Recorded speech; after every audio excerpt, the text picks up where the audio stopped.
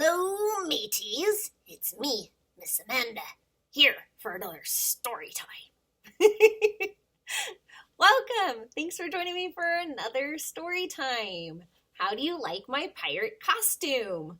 With my trusty parrot here on my shoulder. You like it? Can you give me a big arrgh? Let's hear it. Ready? Be your fiercest pirate. Arrgh, matey. It's a pretty good swashbuckler. All right, so let's get right into this week's stories. The story I picked out for this week is one of my favorites. It's super funny. It's called Dragons Love Tacos. I hope that you enjoy it.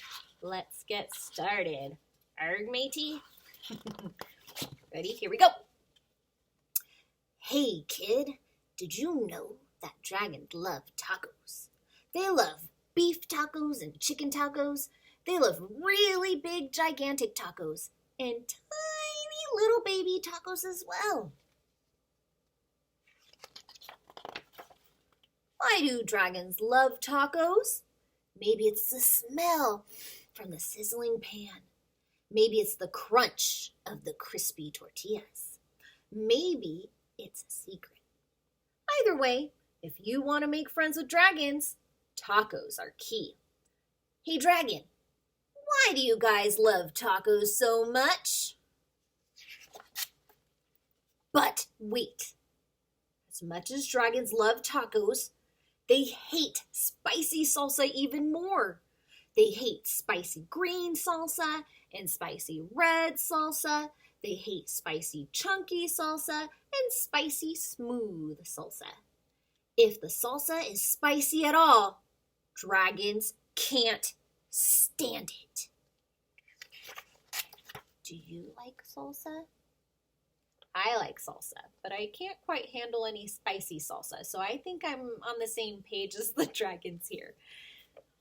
Why do dragons hate spicy salsa? Well, just one drop of hot sauce makes a dragon's ears smoke.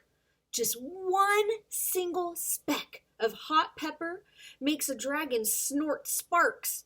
Spicy salsa gives dragons the tummy troubles.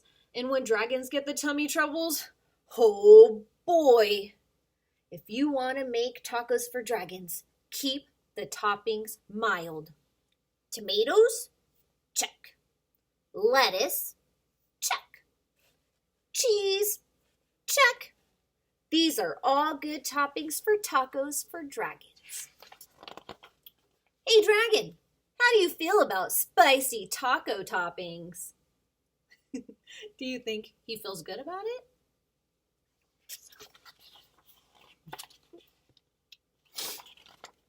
Dragons love parties. They like costume parties and pool parties. And look at this dragon is dressed as a pirate. That's cool.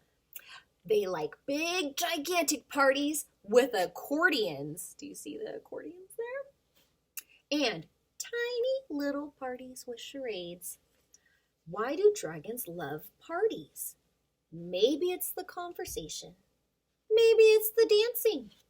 Maybe it's the comforting sound of a good friend's laughter. The only thing dragons love more than parties or tacos is taco parties. Taco parties are parties with lots of tacos. If you want to have some dragons over for a taco party, you'll need buckets of tacos, pant loads of tacos. The best way to judge is to get a boat and fill the boat with tacos.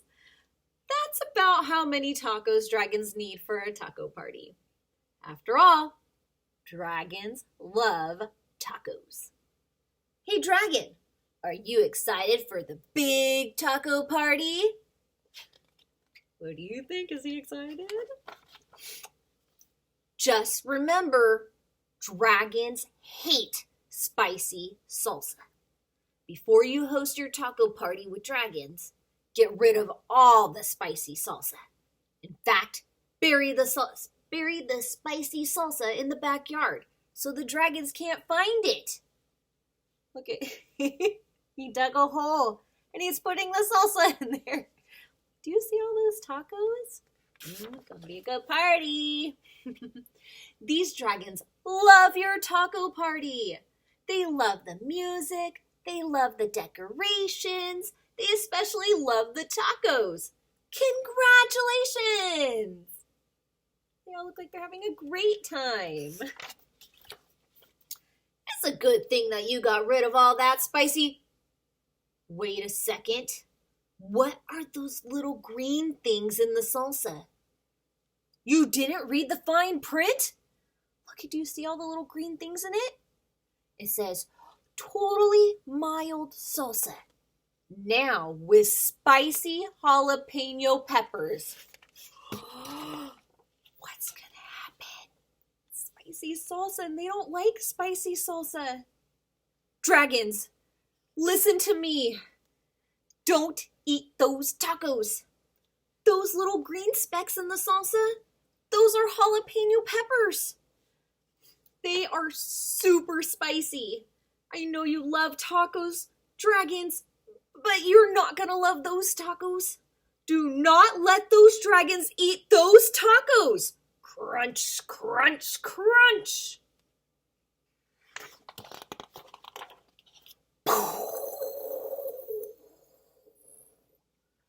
Too late.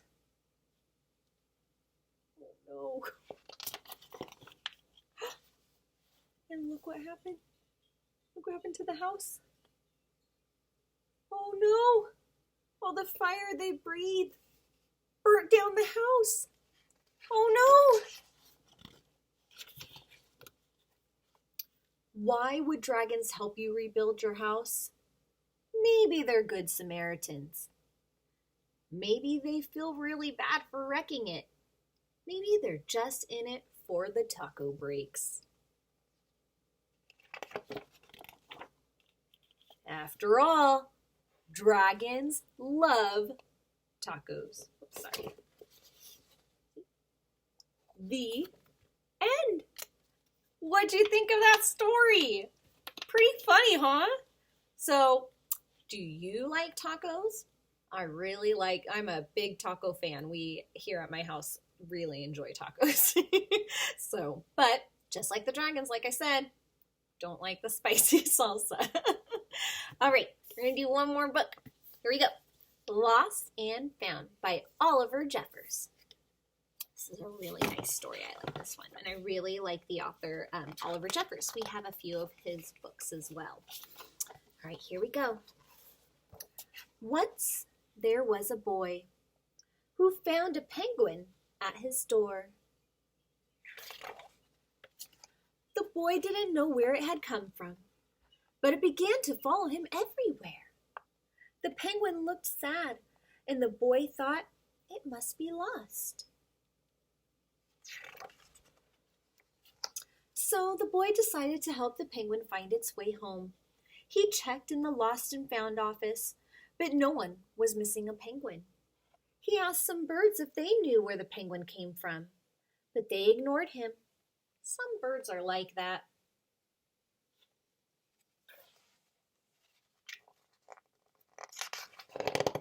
The boy asked his duck, but the duck floated away. He didn't know either. That night, the boy couldn't sleep for disappointment. He wanted to help the penguin, but he wasn't sure how. The next morning, he discovered that penguins came from the South Pole. But how could he get there? And his book says where penguins came from. He ran down the harbor and asked a big ship to take him to the South Pole, but his voice was much too small to be heard over the ship's horn. Together, the boy decided he and the penguin would row to the South Pole. So the boy took his rowboat out and tested it for size and strength. He told stories to the penguin to help pass the time. Then they packed everything they would need and pushed the rowboat out to sea. They rowed south for many days and many nights. There was lots of time for stories, and the penguin listened to every one, so the boy would always tell another.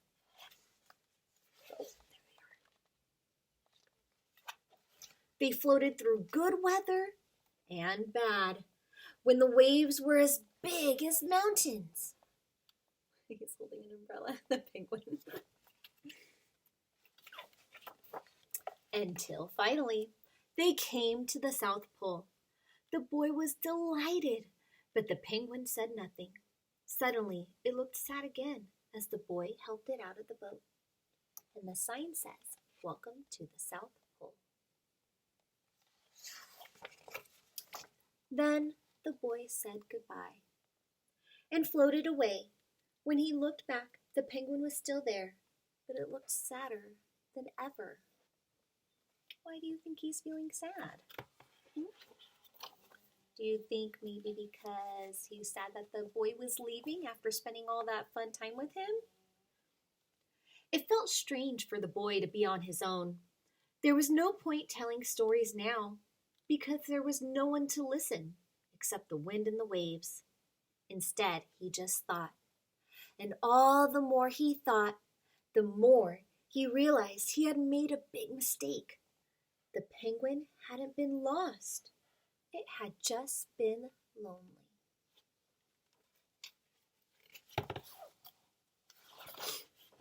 Quickly, he turned the boat around and rowed back to the South Pole as fast as he could. See? Who's on the other side of that iceberg? It's the penguin.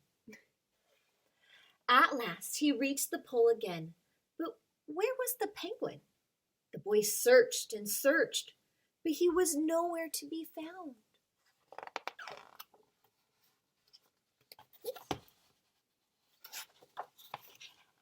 Sadly, the boy set off for home. But when the boy saw something in the water ahead of him, closer and closer he got until he could see. What is that? What do you think that is? Let's see. The penguin! Oh, look at it. Hugging. And so the boy and his friend went home together, talking of wonderful things all the way. The end. What'd you think of that one? Was that a good one? So thank you guys for coming back and watching another video. Sorry, my penguin here. He must want some crackers. He's going all over the place. Thanks for coming back and listening to another story time with me. I love seeing all of you guys watching my story time videos, and it just warms my heart that we are sharing this time together. So please join me again next week, and I will bring some more fun stories and another fun costume. All right, everyone, stay home, stay safe, and I miss you all. Bye.